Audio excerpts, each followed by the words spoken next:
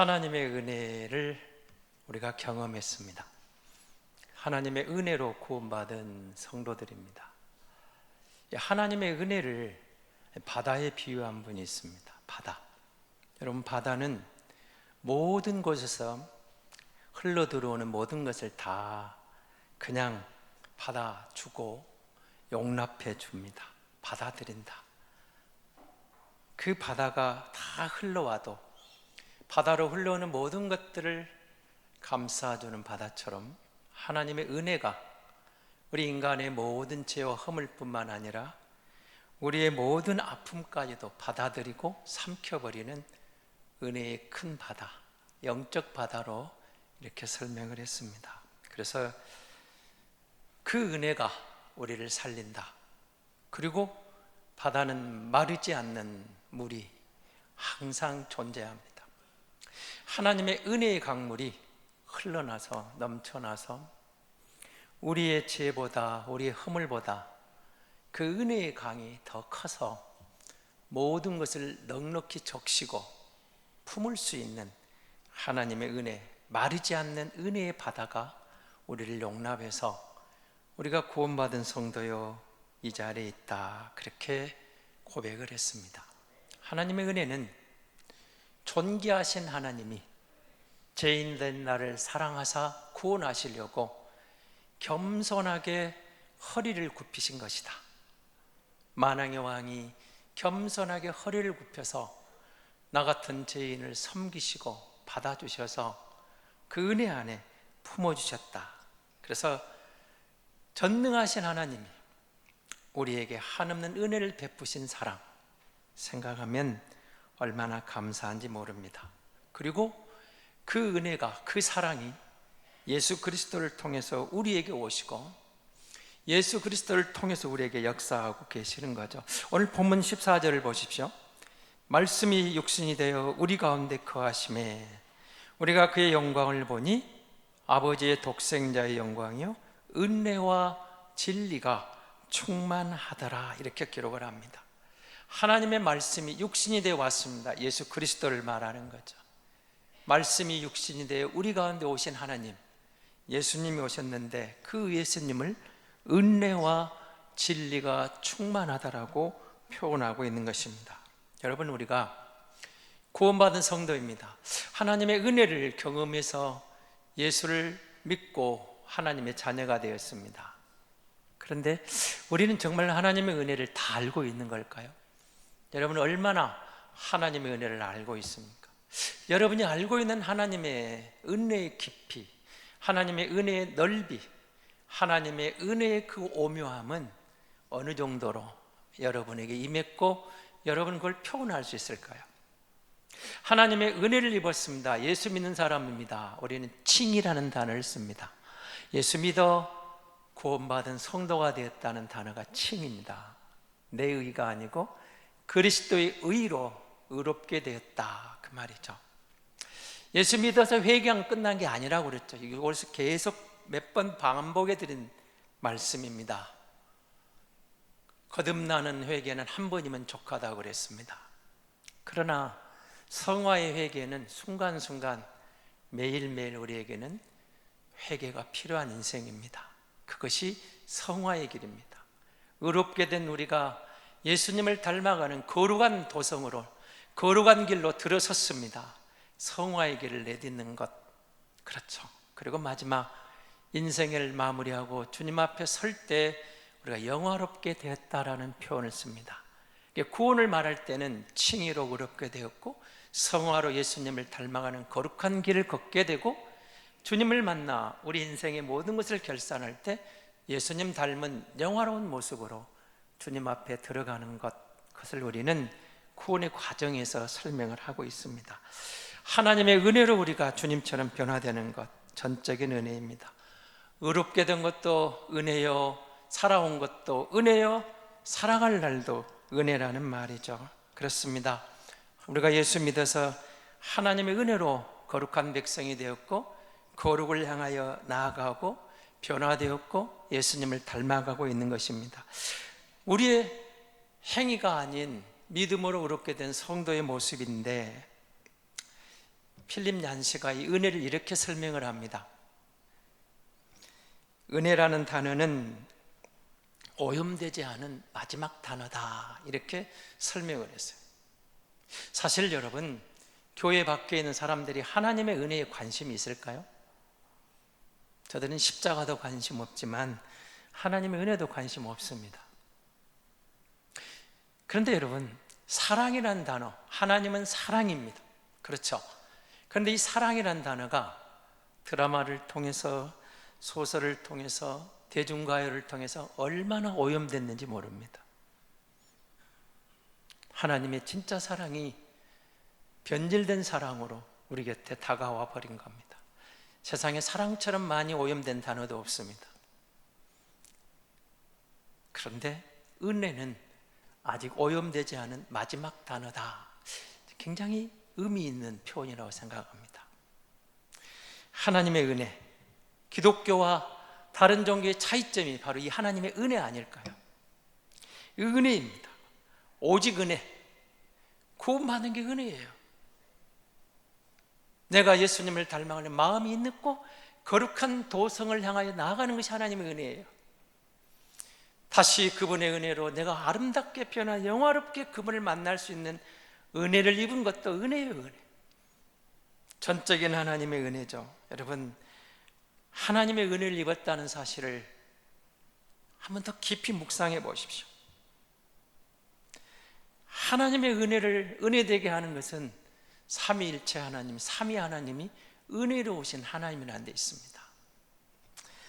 베드로전서 5장 10절은 이렇게 우리에게 하나님을 소개합니다. 모든 은혜의 하나님, 곧 그리스도 안에서 너희를 부르사 자기의 영원한 영광에 들어가게 하신 이가 잠깐 고난을 당한 너희를 친히 온전하게 하시며 굳건하게 하시며 강하게 하시며 터를 견고하게 하시리라. 하나님을 모든 은혜의 하나님으로 소개합니다. 모든 은혜의 총체적인 가장 큰 은혜의 하나님, 그 하나님의 은혜가 우리가 잠시 고난받는 허락하셨지만 그분의 은혜로 우리를 견고하게 세워줍니다. 우리를 온전하게 세워줍니다. 우리를 굳건하게 세워줍니다. 우리를 강하게 세워주십니다. 그 은혜로 이기게 하신다는 거죠. 히브리서는 성령님을 이렇게 소개합니다. 은혜의 성령님, 히브리서 10장 29절입니다. 하물며 하나님의 아들을 짓밟고 자기를 거룩하게 한 언약의 피를 부정으로 여기고 은혜의 성령을 욕되게 하는 자가 당연히 받을 형벌을 얼마나 더 무겁겠느냐. 너희는 생각하라. 하나님의 공의로운 하나님을 이야기하면서 하나님의 아들을 짓밟은 저들을 향하여, 자기를 거룩하게 하는 그 언약을 부정한 저들을 향하여, 은혜의 성령을 욕되게 한 저들에게 하나님의 공의의 심판이 있는 건 당연하다는 겁니다. 그것이 얼마나 무겁겠느냐. 당연히 받을 형벌이 있다는 걸 말하면서, 그런데 성령님을, 은혜의 성령님을 우리에게 소개하고 있는 것입니다. 당연히 우리 곁에 다가오신 하나님의 사랑 예수 그리스도는 은혜의 예수님입니다. 사도행전 15장 11절에서 이렇게 설명을 합니다. 우리는 그들이 우리와 동일하게 주 예수의 은혜로 구원받는 줄을 믿노라. 이방인들이 할례 받아서 율법을 지켜서 구원받은 게 아니고 은혜의 예수님, 주 예수의 은혜로 구원받은 줄 아노라. 은혜의 예수님을 믿어서 그렇습니다. 그리고 여러분은 신약시대에 유명한 바울 사도의 서신서를 우리가 성경에서 만나게 될 때 그의 시작이 하나님의 은혜입니다. 그리고 그의 마지막이 하나님의 은혜입니다. 그리스도 예수 안에는 은혜와 평강을 이야기합니다. 시작을 은혜로 시작하고 마무리를 은혜로 시작하고 있는 바울을 우리가 만나게 되는 겁니다. 그래서 바울은 이렇게 고백합니다. 나의 나된 것은 전적인 하나님의 은혜라고. 우리는 그를 그렇게 이대하게 높이고 존경하고 드러내려고 하지만 바울은 아니다. 나의 나된 것은 전적인 하나님의 은혜라고 고백합니다.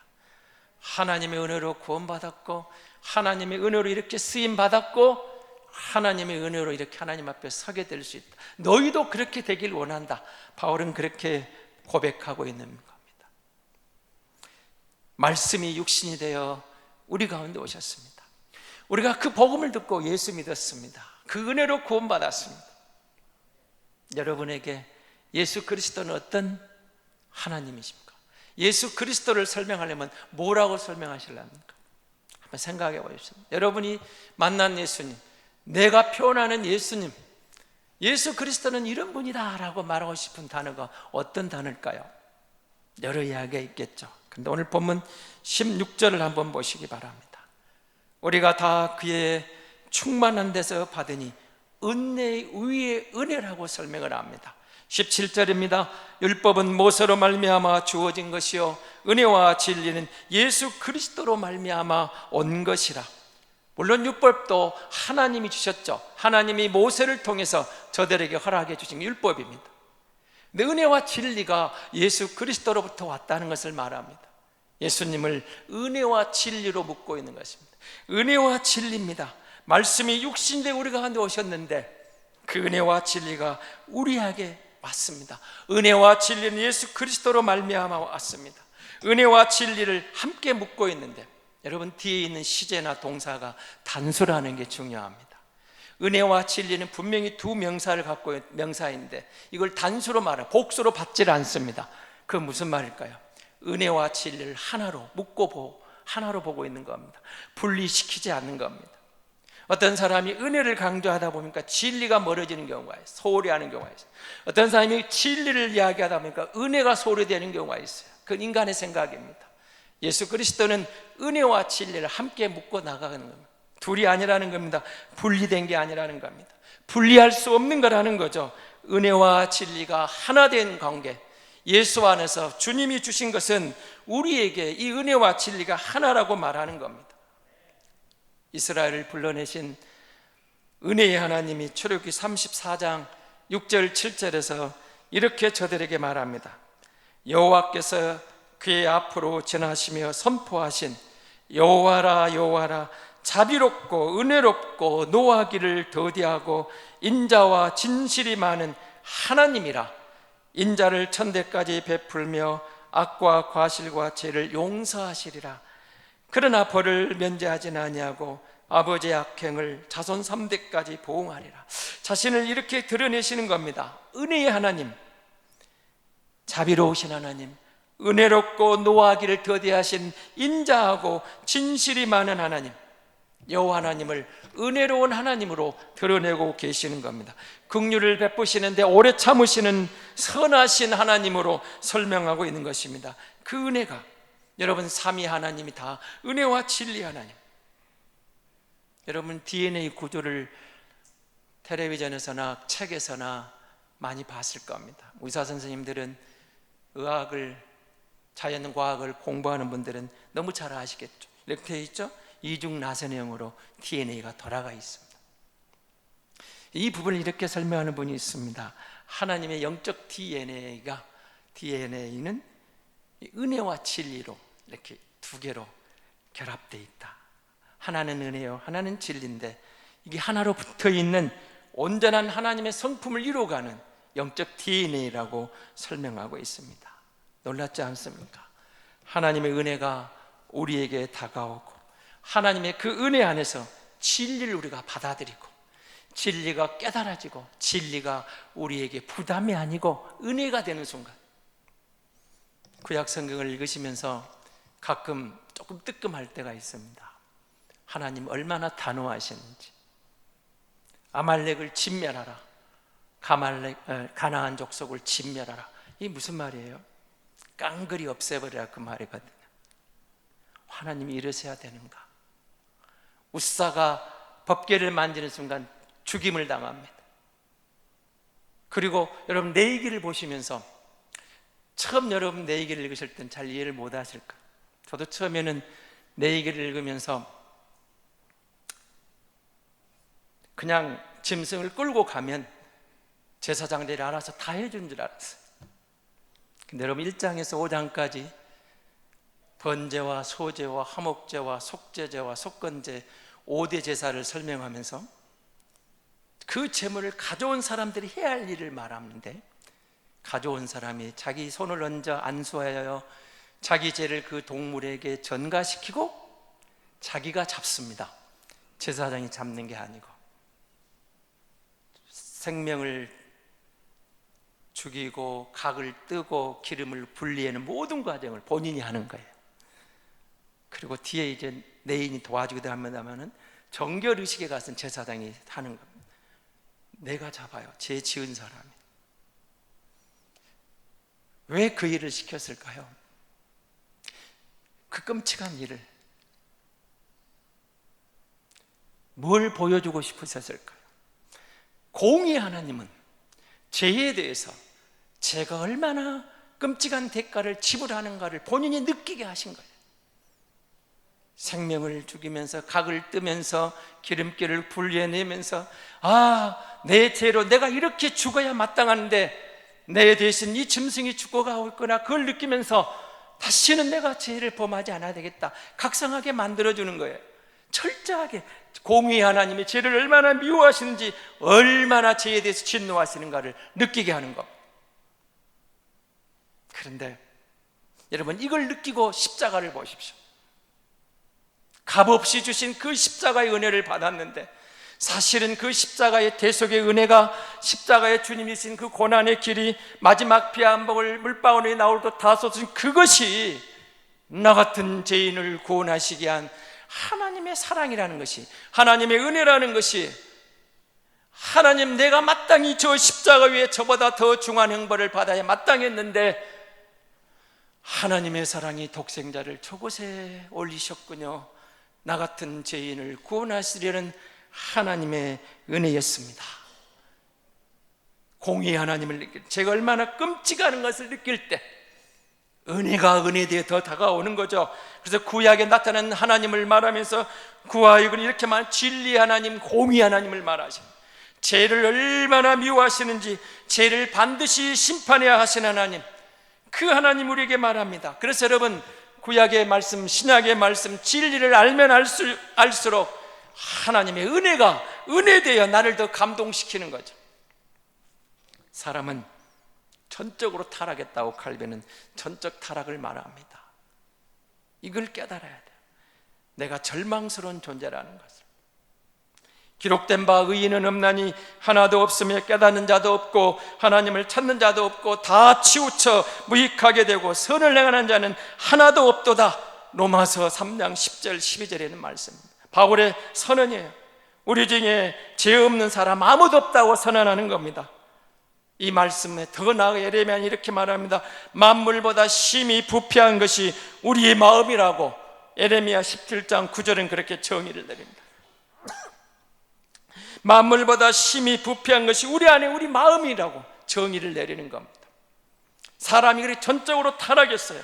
인간은 여러분 실망한 존재가 아니라 절망할 존재라고 증거하고 있는 것입니다. 곧잘 우리는 이렇게 말합니다. 내가 얼마나 괜찮은 사람인가 스스로 위로하기도 합니다. 교회 봉사도 잘하고 새벽기도도 빠지지 않고 11조도 잘하고 성경도 잘한 스스로 대견하게 여기기도 합니다.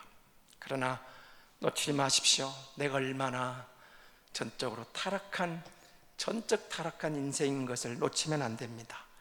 그리고 너무 실망하지도 마십시오. 나는 왜 이것밖에 안 될까? 나는 왜 이렇게 행동할까? 실망하지 마십시오. 인간은 비록 실망할 단계가 아닌 절망해야 할 존재이지만 그러기에 우리에게는 하나님의 은혜가 필요한 것입니다.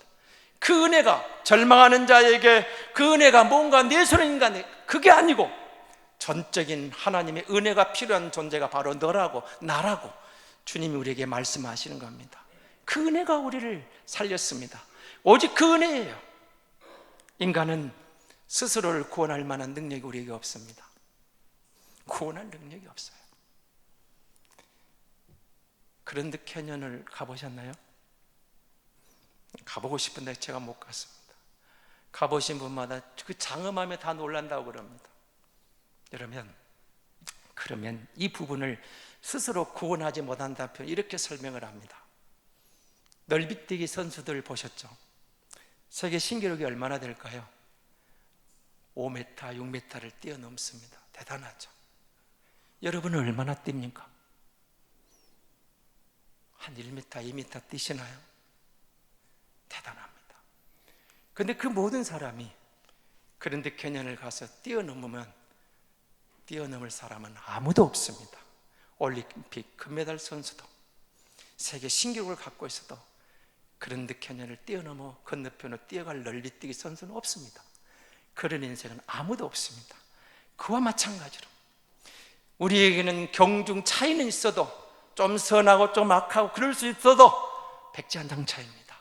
우리 스스로를 구원할 만한 의가, 선이, 하나님이 말하는 공의를 만족시킬 인생이 아무도 없어요. 모두가 죄인이고 모두가 멸망하고 모두가 타락했고 스스로를 구원할 만한 능력이 아무도 없는데 하나님의 은혜가 나 같은 것을 구원하신 겁니다. 그 절망을 하나님의 은혜가 덮어버린 겁니다.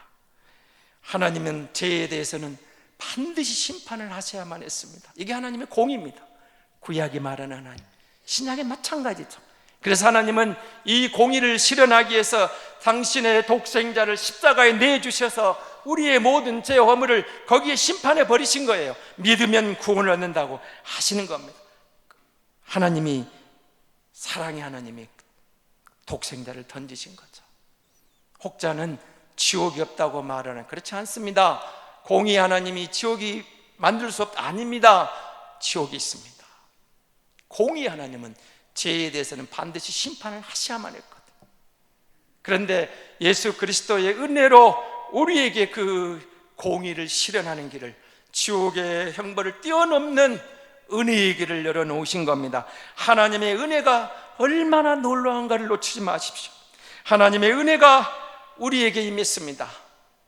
마지못해 임한 게 아닙니다. 억지로 임한 게 아닙니다. 하나님이 자원해서, 하나님은 그렇게 안 하셔도 됐지만 하나님은 우리를 너무 사랑하셔서 하나님이 스스로 자원해서 그렇게 결정해서 우리에게 은혜를 베푸시기로 약속하시고 이루시기 위해서 하나님은 그렇게 결정하고 우리에게 독생자를 보내신 겁니다. 은혜 위에 은혜라, 예수 그리스도의 은혜와 진리가 우리에게 임했습니다. 하나님의 은혜입니다. 우리가 구원받았다는 사실이 전적인 하나님의 은혜인 이유이기도 합니다. 하나님은 우리에게 쏟아부을 모든 징벌을, 형벌을 스스로 감당해 버리셨습니다.